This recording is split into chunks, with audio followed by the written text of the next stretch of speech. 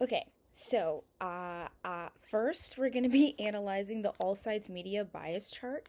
So basically, the chart is like of all of the like online news sources, I guess you could say. Sorry, there's something in my pockets. All of the online news sources, and it doesn't include like TV, like any print news or like the radio or anything of that nature. Like it's just like the online, like the main online sources, and it divides them into like five categories, and the five categories are like the left, and then there's like a left leaning category, and then there's like a centrist um or center category, and then there's right leaning, and then there's like just like right media. And like the ratings are based on like um are based sorry, excuse me. The ratings come from like a mix of blind surveys from Americans, and then also like political experts and panels. And they basically measure like the perception of the news sources. So like it's not technically measuring the accuracy. It's like mostly measuring just like their like how people perceive them, like what kind of biases that people like perceive from them, not like their actual objective biases, if that makes sense. And like it is fascinating because like bias is such a strong tool, I guess is the word that I'll use.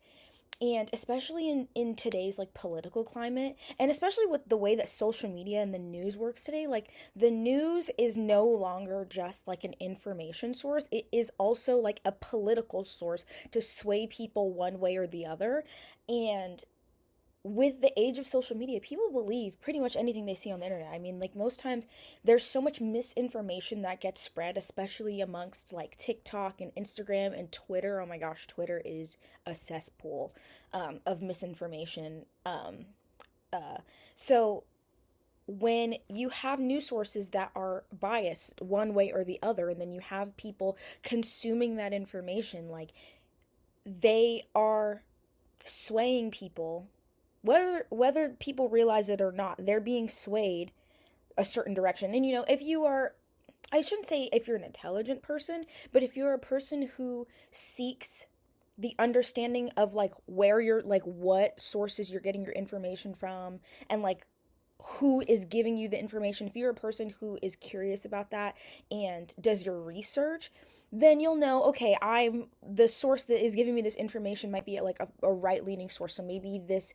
information is not going to necessarily align with my beliefs, or vice versa. I know that this news source is typically a left leaning, or, whatever other political standing um, the source might have. Like some people have the discernment to know what that source's goal is and where they stand, and to use their critical thinking to be like, okay, this news source is trying to sway me this way. So if I want to hear information saying anything else, I'll have to look elsewhere. But not everybody has that skill. As we've discussed in class, we are definitely like in a media literacy crisis, which is perfect for this, because for this topic, I should say, because like media literacy isn't just for books you're reading or just for television shows you're watching or for understanding movies. It's for like our literal media.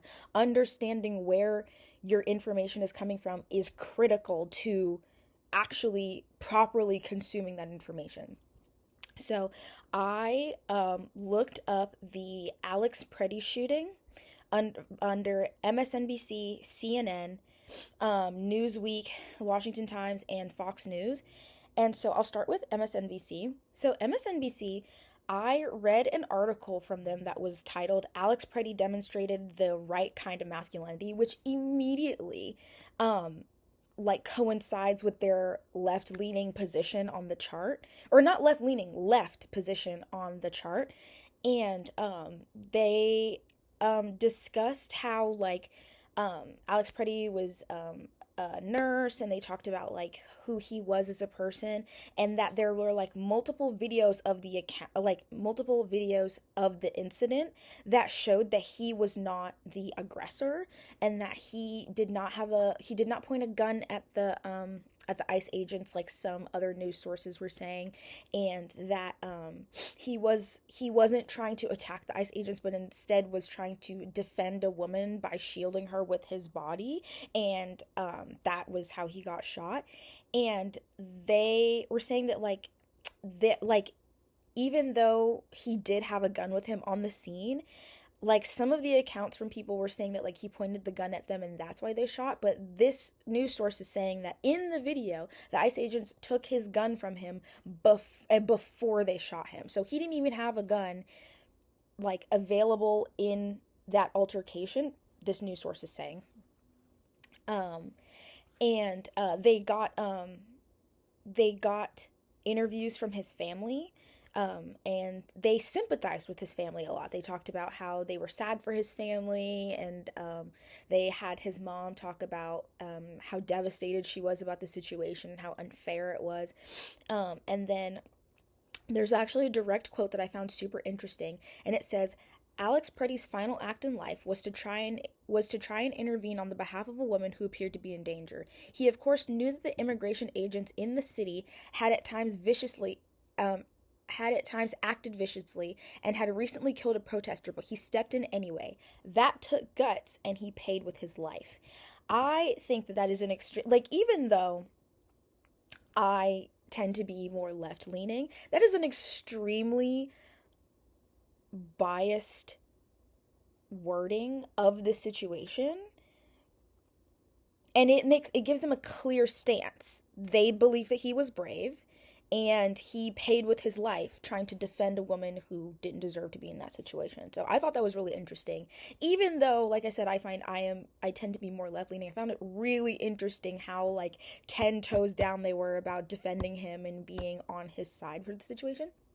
Next, we'll move on to CNN. Sorry, the article, and also for both CNN and MSNBC,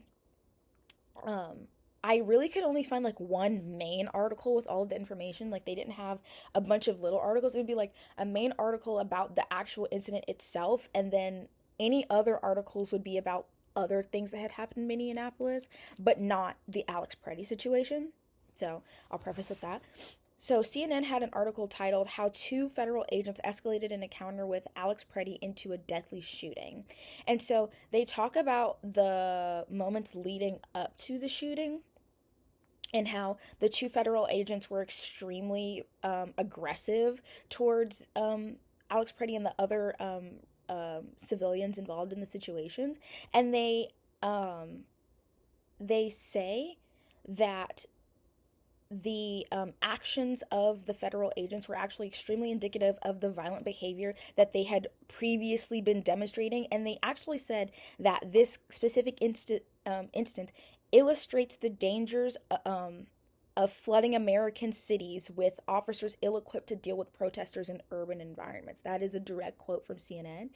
And they also talk about how, like, even though other police departments in other cities have done a decent job of cooling down protester environments and like heated exchanges like that, Minneapolis is not doing a good job of like keeping their federal agents I guess under wraps, and like keeping them calm and keeping them from being aggressive with citizens. And they at the end they pretty much conclude that like this violence was due to like a lack of training amongst federal agents, which I guess is true, but it also like it takes the fault away from the agents themselves for their actions and puts it more on the system that is pushing these agents out, which is indicative of it being a left-leaning source rather than a left source, because the first MSNBC was very serious, like, this is the ICE agent's fault, this is what the case is, da da da da da. I thought that was really fascinating. We'll move on. So, News Weekly, they had a article titled "Alex Preddy's Death Deemed Homicide by Medical Examiner." And I found this article extremely interesting because it was almost exclusively facts-based, right? Like they talked about, they said, according to the medical examiner's report, Alex Preddy's death of multiple gunshots wounds and the manner of death was listed as a homicide. They don't talk about They don't call it a murder. I mean, which homicide is murder, but they tend, this article leaned more towards using like, it was a little bit more professional and to the point. They weren't as worried about, the emotions involved in this situation. It was very straightforward and very much just about the facts of the situation. It didn't seem to particularly lean any which way. And they state how, like, it says, although Blanche said the Justice Department's Civil Rights Division launched a civil rights probe into Preddy's death and would review witness accounts and documentary evidence, he provided no timetable and did not commit to releasing body cam video, which is interesting because, like, what is the need for body cam video when there is actual footage from the event? But it makes sense for this news source because they are sticking to the facts. They're sticking with they only interviewed like government officials in this article, so it makes sense that they wouldn't reference civilian footage. They only are wanting to discuss the actual body cam footage from the situation. So I thought that was really interesting. And then they said that the Minneapolis Police Chief Brian O'Hara said he had seen no evidence that Preddy brandished a weapon and described him as appearing to lawfully record while legally carrying. So they're not standing any which way. Like I said, once again, they're just sticking to the facts, but the facts that they are providing are that Alex Preddy was, for the most part, innocent in this situation. So, interesting, yet again. Then for the Washington Times, which was our right-leaning source, there were multiple articles, which is different than like the other three sources I had looked through. The Washington Times mostly they had multiple different articles, and they were all talking about like different parts of the incident. So I stuck to two specific ones that caught my eye. So the first one that caught my eye said Alex Preddy involved in prior scrum with federal agents while armed, video shows, and that's the title of the article. And the article was basically discussing how like a week prior to Alex Preddy's death, he had been seen kicking the taillights of a federal vehicle and like cussing at it and calling the federal agents scum. And he almost got arrested that night when he had that argument, I guess, or when he was yelling at those federal agents. And then the next article that I read, it says Minnesota sues Trump administration over shootings, including, actually, I'm going to go back to that article. I think it's really interesting that they are focusing on on making Alex Preddy seem like he is an aggressor in a different circumstance. You know what I'm saying? Because even though the two are not comparable at all, his death versus him just like yelling profanities at federal agents, it's interesting that it seems that they're trying to paint an image of him as not the saint and martyr that the other news sources or that people are trying to make him out to be. So next it says Minnesota sues Trump administration over shootings, including deaths of Alex Preddy and Renee Good. And there was a quote that said the administration sent thousands of agents to Minneapolis and St. Paul area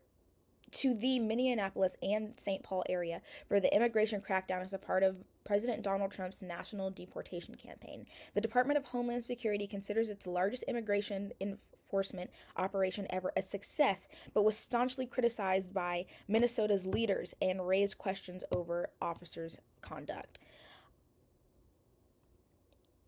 Considering a security department movements a success when there have been multiple unnecessary deaths is a clear sign of where they stand. Moving on. Fox News had an article stating Alex Preddy should have faced charges for spinning on agent before fatal shooting. Says a former prosecutor. Already, once again, just like the previous news source, which was right-leaning, we are now officially in the right category. They are all ready, once again, painting that less than a martyr image of Alex Preddy, even though that's completely irrelevant to what happened to him. But we'll move on. It states a former prosecutor said Alex Preddy was not charged after being seen on camera spitting at federal agents and damaging a government SUV days before he was killed because of the environment surrounding immigration enforcement in Minneapolis. I think this is an extremely interesting quote because they're claiming that the reason he wasn't arrested for his misconduct was because of the environment of surrounding immigration. So I guess they're trying to say that, like, because immigration is a testy subject right now, we didn't arrest him, so instead a week later we shot him. That's crazy to say, but once again, this is a right leaning, and you know what, I have to be conscious of my own bias, because see, even here I am choosing to analyze this in like a slightly antagonistic tone, even though this is a news source. This is just what they decided, how they decided to report on the situation. There was another quote that says, a U.S. Border Patrol agent shot and killed Alex Preddy, an ICU nurse at VA hospital, while he was recording federal agents on a street in Minneapolis. Federal officers initially said Preddy approached immigration agents with a 9mm handgun and resisted, when they tried to disarm him. But eyewitness accounts and bystander video raised questions about the government's version of events. So, they do take into account that there were bystanders with footage that disagrees with the government's account of the situation.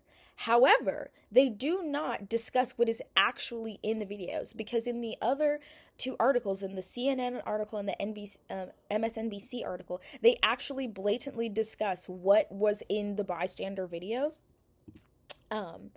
So it's interesting that they'll acknowledge that those videos exist, but they don't want to talk about it. And then they also defend the ICE agents and say that, like, well, when you've got angry mobs around you and attacking you, you don't really have like the option of doing anything other than what was done. You don't have a lot of options. So they're clearly taking a stance on the side of ICE agents. They're saying, when you have a bunch of people protesting and attacking you, what are you supposed to do? Probably not shoot civilians, but I'm not an ICE agent. I'm also not, a news reporter or a journalist. So anyway, but this whole situation, I remember when it happened, I have friends who have family in Minnesota, so it was a really difficult time for them. They were really concerned about their family members at that time. And I think the most interesting thing about the situation was how social media handled it, because with social media, right, like, social media is censored to an extent, but Instagram, you can post pretty much anything. I mean, it'll pop up with a warning of like what you might see, that like what you're going to see might be a bit graphic, but for the most part, like most